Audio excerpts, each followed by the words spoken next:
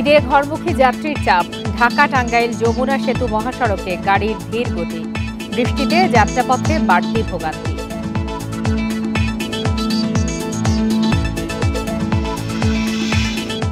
বাস টার্মিনালে যাত্রীদের উপচে পড়া ভিড়। বাড়তি ভাড়ার অভিযোগ।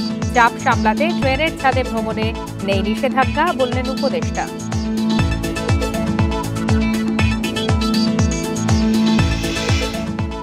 দেশজুড়ে জমজমাট কোরবানির পশুর হাট। ছোট মাঝারি গরুর চাহিদা বেশি। দুশ্চিন্তায় বড় গরুর মালিক। দাম নিয়ে মিশ্র প্রতিক্রিয়া।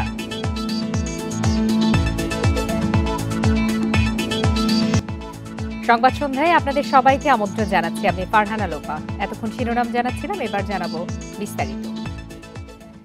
ঈদযাত্রায় অতিরিক্ত গাড়ির চাপে ঢাকা টাঙ্গাইল যমুনা সেতু মহাসড়কে সকাল থেকেই থেমে থেমে যানজট। দীর্ঘ অপেক্ষার ভোগান্তিতে যাত্রী ও চালকরা। এছাড়া দুপুরের পর থেকে চাপ বেড়েছে ঢাকা চট্টগ্রাম মহাসড়কেও। তবে ঢাকা ময়মনসিংহ মহাসড়কে যানবাহনের চাপ কিছুটা কমেছে। একই অবস্থা সাভারের নবীনগর চন্দ্রা মহাসড়কেও। সকাল থেকে ঢাকা ময়মনসিংহ মহাসড়কে টঙ্গী থেকে গাজীপুর ও চান্দানা চৌরাস্তায় রয়েছে গাড়ির চাপ। ঢাকা টাঙ্গাইল মহাসড়কে চন্দ্রা ত্রিমোড় এলাকায়ও রয়েছে যানবাহনের দীর্ঘ সারি। বাড়তি ভাড়া আদায়ের অভিযোগ অনেক যাত্রীর। আগে ছিল ভাড়া এমনিতে 600, এখন ভাড়া নিতেছে 1200, ডাবল ভাড়া নিতেছে এবং গাড়িরও অনেক ভোগান্তি। আগে ভাড়া 300 নিত, এখন 500 করে নিচ্ছে। সাভার নবীনগর চন্দ্রা মহাসড়কেও ঘরে ফেরা মানুষের চাপ বাড়ছে। বাইপাল ও জিরানি পয়েন্ট দিয়ে থেমে থেমে চলছে যানবাহন। পরিবহন সংকটে অনেকেই যাচ্ছেন খোলা ট্রাকে জোরে।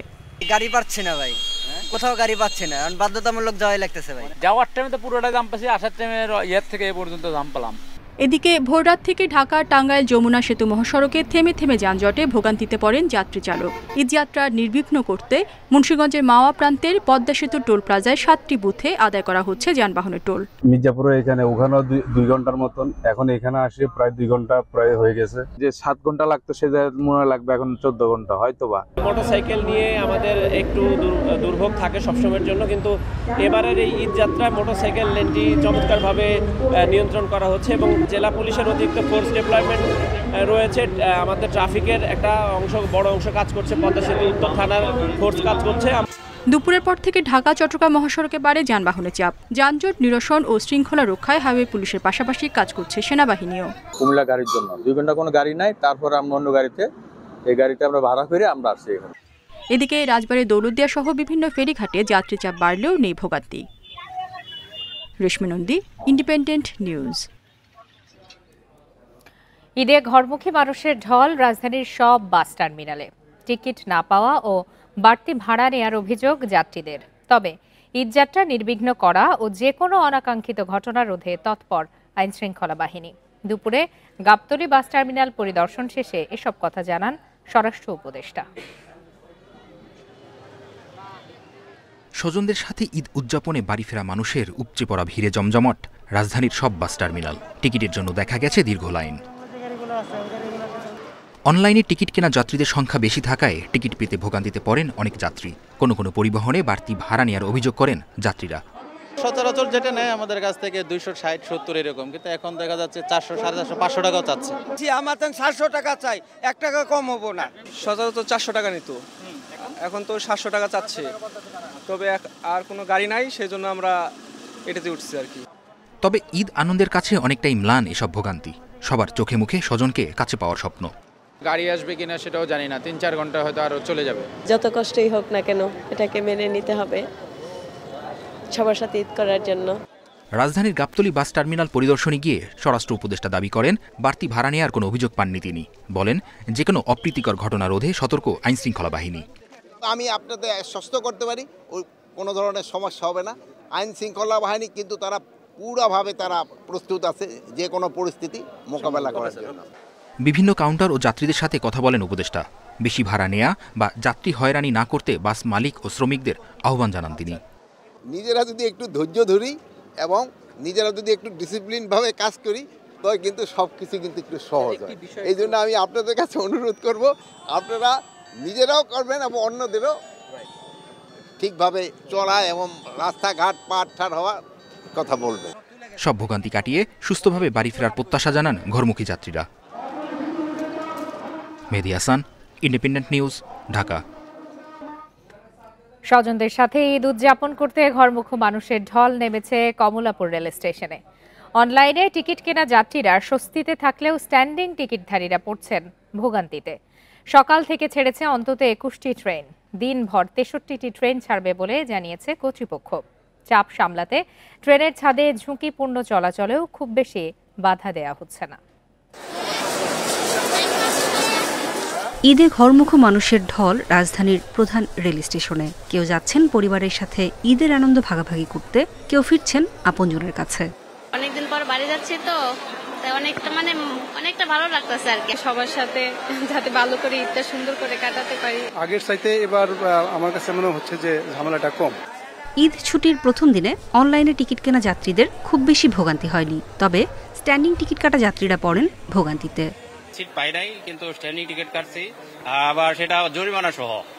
আমাদের গভর্নমেন্ট একটা 5 টাকা, আমরা 160 টাকাতে কাটছি। ভাড়া তো ডাবল নিচ্ছি, ডাবলের মধ্যে নিচ্ছি, কিন্তু আমরা উঠতেই পারতেছি না এখনো। আমি অনলাইনে গাড়ি নাই, আমি লোকাল ভাবে কাটছি। বৃহস্পতিবার ভোর 4:45টায় বলাকা এক্সপ্রেসের মধ্য দিয়ে শুরু হয় যাত্রা। বেশিরভাগ ট্রেনই সময় মতো ছাড়ার কথা জানিয়েছে কর্তৃপক্ষ। প্রতিদিন গড়ে প্রায় 65,000 যাত্রী স্টেশন ব্যবহার করছেন জানিয়ে ঈদ যাত্রা বেশ স্বস্তিদায়ক বলছেন স্টেশন ম্যানেজার। তবে চাপ বাড়ায় কিছুটা ভোগান্তির কথাও স্বীকার করেন তিনি। 3 স্তরে চেকিং কার্যক্রম পরিচালিত হচ্ছে। স্টেশন প্ল্যাটফর্মে ভ্রাম্যমাণ মোবাইল কোর্ট পরিচালিত হচ্ছে। এরপরেও বেশ কিছু যাত্রী ট্রেনের ছাদে ভ্রমণ করতে দেখা যায়। সার্বিক পরিস্থিতি পরিদর্শনে গিয়ে রেল উপদেষ্টা ফাউজুল কবির খান বলেন, যাত্রী চাপের কারণে ট্রেনের ছাদে ভ্রমণে কিছুটা ছাড় দেওয়া হচ্ছে। আমাদের লোকোমোটিভ সংকট আছে, আমাদের কোচের সংকট আছে, সত্ত্বেও আমরা ট্রেনের সংখ্যা বাড়াচ্ছি। 44টা অতিরিক্ত কোচ দেওয়া হয়, আর 5টা ট্রেন অতিরিক্ত চালু, স্পেশাল ট্রেন ঈদের উপলক্ষে। তো এইটাই আমাদের ওই যে সীমিত সামর্থ্য, এবং আমরা আশা করতেছি আরো নতুন কোচ আসলে আমরা আরো এই ফ্রিকোয়েন্সি এবং ট্রেনের সংখ্যা বাড়াতে পারব। শুক্রবারও ছেড়ে যাবে 63টি ট্রেন, থাকবে স্পেশাল ট্রেনও। নূরে জান্নাত, ইন্ডিপেন্ডেন্ট নিউজ, ঢাকা। দেশের সবচেয়ে বড় পশুর হাট গাবতলী, যেখানে কোরবানির জন্য মিলছে গরু, ছাগল, মহিষ, ভেড়ার পাশাপাশি দুম্বা এবং উট। হাটে ক্রেতাদের পাশাপাশি উট ও দুম্বার জন্য ছিল দর্শনার্থীদের উপচে পড়া ভিড়। ভারতের রাজস্থান থেকে গাবতলীর পশুর হাট, ক্রেতাদের কথা বিবেচনা করে আনা হয়েছে এই উট। এটি দেখতে ভিড় করছেন অনেকে। বিক্রেতা জানান, 3 মাস আগে রাজস্থান থেকে দেশে এনে লালন পালন করা হয় উটটি। বলেন, দাম হাঁকাচ্ছেন 30 লাখ টাকা, তবে 28 লাখে ছেড়ে দিবেন। উটটা হলো রাজস্থানের, আমরা রাজস্থান থেকে নিয়ে 3 মাস আগে নিয়ে বাংলাদেশে পালছি বর্ডার সাইডে। পালার পর আমরা গাবতলী আনছি। গাবতলী এনে 17, 18, 19, 20, আজকে একজন 21,50,000 বলছে। আবার আমি নিজেই দাম 30 লাখ টাকা চাই দিয়েছি, 28 লাখ টাকা হলে বিক্রি করবো। একই বিক্রেতা উটের পাশাপাশি এনেছিলেন 2টি দুম্বা। একটি এরই মধ্যে বিক্রি হয়েছে, অন্যটির দাম চাচ্ছেন 3.5 লাখ টাকা। উটের পাশাপাশি আমার একটা দুম্বা আছে, দুম্বাটার দাম 3.5 লাখ টাকা। 3,20,000 হলে দুম্বাটা ছাড়বো। না কিনলেও এক পলক দেখার জন্য দূর দূরান্ত থেকে ভিড় করছে ক্রেতারা। মরুভূমির এই প্রাণী কাছ থেকে দেখে বেশ আনন্দিত তারা। এখানে একটা উট আসছে তো, উট দেখতে আসছি আমরা, তাই ভালো লাগতেছে। দেখি আমার ছোট বাইরে নিয়ে আইছি, ওই দেখতে আইছি, তাই দেখে গেলাম, ভালো লাগলো। আমাদের গাবতলী হাটে এত বড় উট নিয়ে আসছে, এই প্রথম দেখলাম, আমার বয়সে প্রথম দেখলাম। হাটে উট আসছে তো হচ্ছে কখনো উট দেখা হয় নাই, তো গাবতলী হাটে প্রথমবার আসছি, উটের দেখার উদ্দেশ্যে আর কি আসা এত রাত্রে। হাটে উট এবং দুম্বার পাশাপাশি ছিল ভেড়া। এই বিক্রেতা জানান, সারা বছর গাবতলীর হাটে পশু বিক্রি করেন তিনি, তবে ক্রেতার চাহিদা বিবেচনা করে এনেছেন ভেড়া। আমার তো 12 মাসের ব্যবসা করি এখানে, আমি দেশাল খাসি বেচি সবসময়। এই কারণে দেশি ভেড়াও আনছি সব, যে মানুষের জানে যে দেশাল জিনিস বেশি। এই প্রতিটা খাসি ভেড়ার দেন কান ছোট ছোট, অরিজিনাল দেশি। এর ঘরে 14 কেজি করে আছে। মানুষ অনেক কথা, আমি মিথ্যা কথা বেশি না, আমি যেটা লিগাল ওইটা। রাজধানীর পশুর হাটগুলোতে জমে উঠেছে পশু কেনা বেচা। দাম নিয়ে বিক্রেতারা কিছুটা অসন্তোষ প্রকাশ করলেও খুশি ক্রেতারা। Sajjad Hossain, Independent News, Dhaka. ঈদ উপলক্ষে দেশ জুড়ে জমে উঠেছে পশুর হাট। এবারে কোরবানির পশুর হাটের খবর জানাতে সেখান থেকে যোগ দিয়েছেন সহকর্মী আদিলুর রহমান। আদিল, একদিন পরই ঈদ, একেবারে শেষ মুহূর্তে এসে ঈদে পশুর কেনাবেচা কেমন জমে উঠেছে?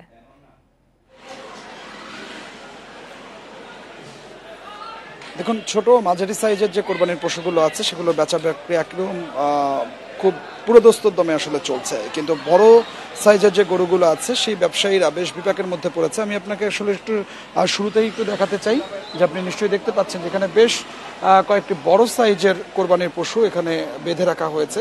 এই কোরবানির পশুগুলোর ঠিক আশপাশে বেশ কিছু ছোট গরু ছিল, অনেক ছোট মাঝারি সাইজের গরুগুলো ছিল।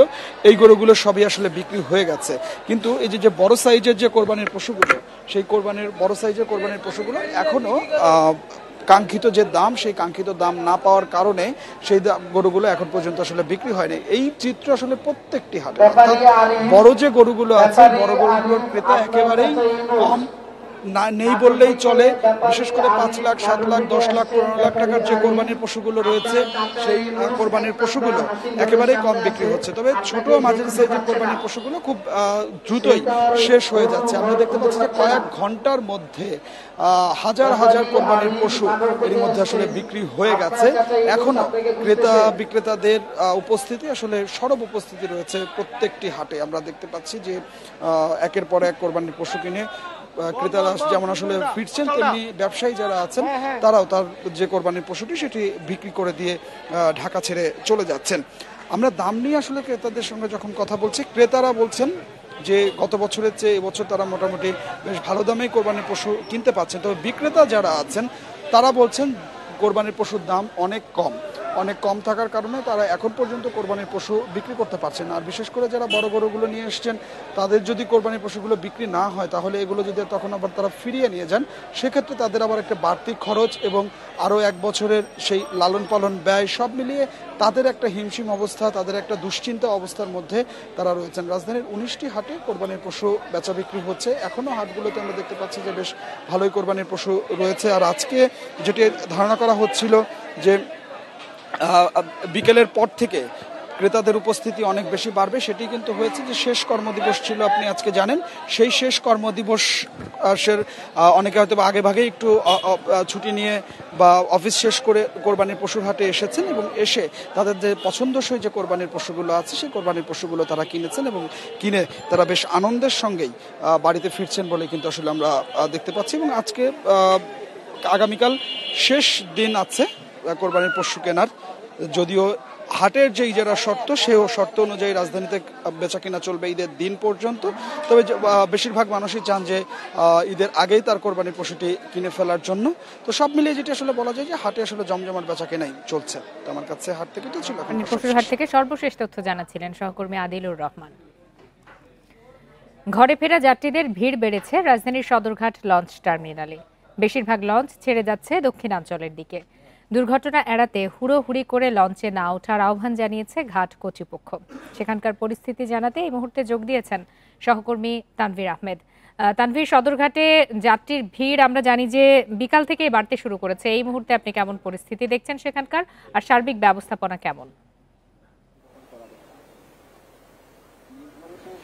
তীব্র গরম, বৃষ্টি আর যানজট কোনোটি যেন বাধা হতে পারছে না নারীর টানে বাড়ি ফেরায়। আমি এখন আছি রাজধানীর সদরঘাট টার্মিনালে এবং এই লঞ্চ টার্মিনালে কিন্তু এখন পর্যন্ত কিন্তু ভিড় কিন্তু কোনোভাবেই কমেনি, বরং আমরা কিছুক্ষণ আগেও যখন কথা বলেছি তখন থেকে কিন্তু ভিড় কিন্তু এখন আরো অনেক বেশি পরিমাণে বৃদ্ধি পেয়েছে। তখন আমরা যে পাশটিতে ছিলাম সেটি ছিল হচ্ছে বেতুয়া ঘাট, অর্থাৎ ওই জায়গা থেকে হচ্ছে শরীয়তপুর, মাদারীপুর, চাঁদপুরের লঞ্চগুলো আসলে ছেড়ে যাচ্ছিল এবং এখন যেই জায়গাটিতে আমরা দাঁড়িয়ে আছি সেখান থেকে আসলে বরিশাল এবং পটুয়াখালীর যে লঞ্চগুলো রয়েছে সেই লঞ্চগুলো ছেড়ে যাচ্ছে।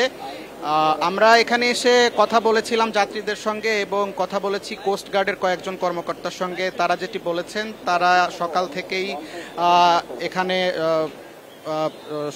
সতর্কতার সঙ্গে এখানে কাজ করছেন। তারা একটি একটি করে লঞ্চে টহল দিচ্ছেন এবং শতভাগ যে সিকিউরিটি সেটি কিন্তু তারা নিশ্চিত করার চেষ্টা করেছেন। পাশাপাশি লঞ্চের যে ভাড়ার বিষয়টি রয়েছে, ভাড়া কিন্তু আমরা যেটি দেখেছি চার্টে যে ভাড়া দেয়া আছে সেই চার্ট থেকেও কিন্তু অনেকটা কম ভাড়া লঞ্চ কর্তৃপক্ষ যাত্রীদের থেকে নিয়েছে। শুধুমাত্র ডেক নয়, পাশাপাশি ডেকের পাশাপাশি যে বিলাসবহুল কেবিনগুলো রয়েছে সেই কেবিনগুলোর ভাড়াও কিন্তু চার্ট থেকে 10 থেকে 20% কম কিন্তু নেওয়া হচ্ছে যাত্রীদের কাছ থেকে। আসলে যাত্রীরা অনেকটাই স্বস্তি প্রকাশ করেছে, তারা কোনো প্রকার বাধা বিপত্তি অতিক্রম করেনি। যদিও সদরঘাটে ঢোকার পথে জগন্নাথ বিশ্ববিদ্যালয়ের পর থেকেই প্রচণ্ড পরিমাণে জ্যাম এবং তীব্র গরম, এরপরেও সকল বাধা বিপত্তি উতরে গিয়ে যাত্রীরা উচ্ছ্বাস প্রকাশ করেছেন এবং তাদের যেটি আসলে উদ্দেশ্য সেটি হচ্ছে এই যে শহরের যান্ত্রিক জীবন, এই যান্ত্রিক জীবনের যে আসলে জড়তা, সেই জড়তাকে পাশ কাটিয়ে তারা আসলে অনেকটাই উৎফুল্ল হয়ে চলে যাচ্ছে তাদের নির্ধারিত গন্তব্যে। তাদের নারীর টানে বাড়ি ফিরছেন তারা এবং তারা তাদের আত্মীয়দের সঙ্গে, মা বাবা তাদের সঙ্গে এবং অন্যান্য যারা আত্মীয় স্বজন রয়েছে তাদের সঙ্গে তারা ঈদ উদযাপন করবেন এবং কোরবানির ঈদ তারা উদযাপন করবেন এবং এরপরে আবার তারা ফিরে আসবেন এই ব্যস্ততম নগরীতে। মূলত বাঙালি মুসলিম উম্মার যে দুটি প্রধান ঈদ উৎসব, সেই ঈদ উৎসব এর অন্যতম সেটি হচ্ছে ঈদুল আজহা। এরপরে আবার তাদের অপেক্ষা করতে হবে আরও একটি বছর, তখন তারা আবার ছুটবেন তাদের নারীর টানে। রাজধানীর সদরঘাট লঞ্চ টার্মিনাল থেকে এই ছিল সর্বশেষ। তানভীর আহমেদ, আপনাকে ধন্যবাদ। গুমের সাথে সক্রিয়ভাবে জড়িত র্যাবের গোয়েন্দা শাখা। গুম কমিশনের দ্বিতীয় অন্তর্বর্তী রিপোর্টে উঠে এসেছে এরকম আরও চাঞ্চল্যকর তথ্য। রিপোর্ট অনুযায়ী গুমের শিকার ১,৭৭২ জন, এর মধ্যে জীবিত ফিরেছেন ১,৪২৭ জন এবং বাকি ৩৪৫ জন এখনও নিখোঁজ। গতকাল বুধবার প্রধান উপদেষ্টার হাতে এই রিপোর্ট জমা দেওয়ার পর তাতে প্রকাশ পায় গুম খুনের নির্মম চিত্র। আইন প্রয়োগকারী সংস্থাগুলো, বিশেষ করে পুলিশ, র্যাব, ডিবি ও সিটিটিসি ৬৭% বেশি ঘটনার জন্য দায়ী। অধিকাংশ গুম হতো রাজনৈতিক কারণে। এর মধ্যে ২৫২ ব্যক্তিকে তুলে নেয়ার সময় তাদের বয়সের তথ্য পাওয়া গেছে। তাদের বেশিরভাগের বয়স ১৯ থেকে ৩৫ বছরের মধ্যে। এদিকে গতকাল ফরেন সার্ভিস একাডেমিতে এক সংবাদ সম্মেলনে প্রধান উপদেষ্টার প্রেস সচিব শফিকুল আলম বলেন, গুমের ঘটনা দেশবাসীকে জানাতে একটি ওয়েবসাইট করা হচ্ছে। সরকার গণভবনে হরর মিউজিয়াম নির্মাণ করবে বলেও জানান তিনি।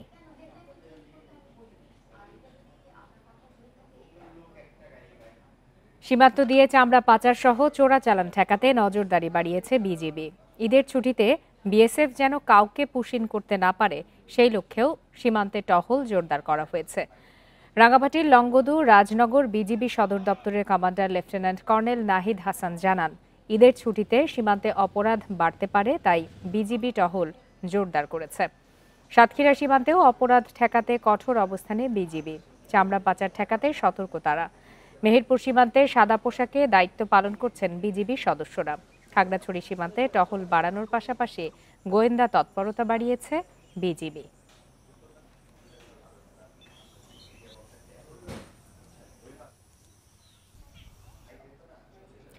ঈদের আগে ৩ দিনে প্রবাসী আয় এসেছে $৬০,৪০,০০,০০০।